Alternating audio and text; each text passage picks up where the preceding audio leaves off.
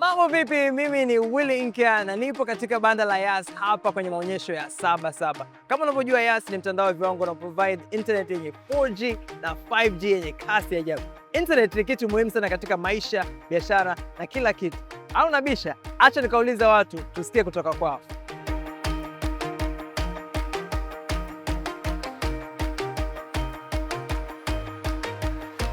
Nimeona mna kampeni nzuri sana. Nataka nijue internet ina umuhimu gani kwenye kazi unazozifanya?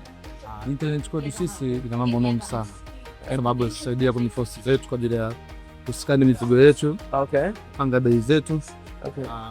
Pia inasaidia sana kwenye kuposti bidhaa zetu mtandaoni. Ujue biashara bila kuitangaza ndugu yangu. Kweli nasema biashara bila kuona mtandao unaongoza vizuri kwenye internet. Shika namba moja internet. Okay. Kwa hiyo internet inasaidia sana. Katika usanifu majengo, internet inatusaidia kuendana na teknolojia.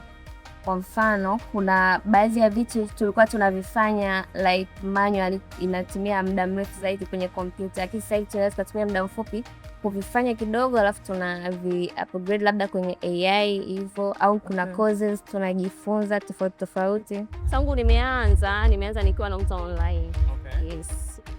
Now naika status ni internet, ikiingia TikTok live ni internet, na ikirusha zile picha ni internet. Hivyo unatengeneza matangazo.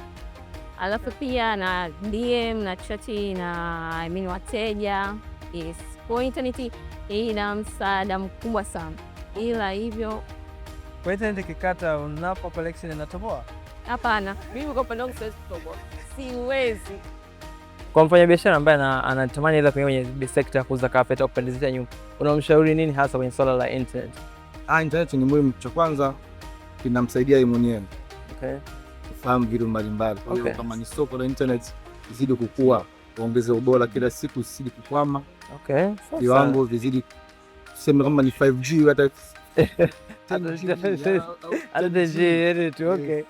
Sawa, wewe utafika huko. Internet ni muhimu sana. Wewe mfanya biashara, tumia internet ya viwango ili biashara yako pia iwe ya viwango. Zingatia.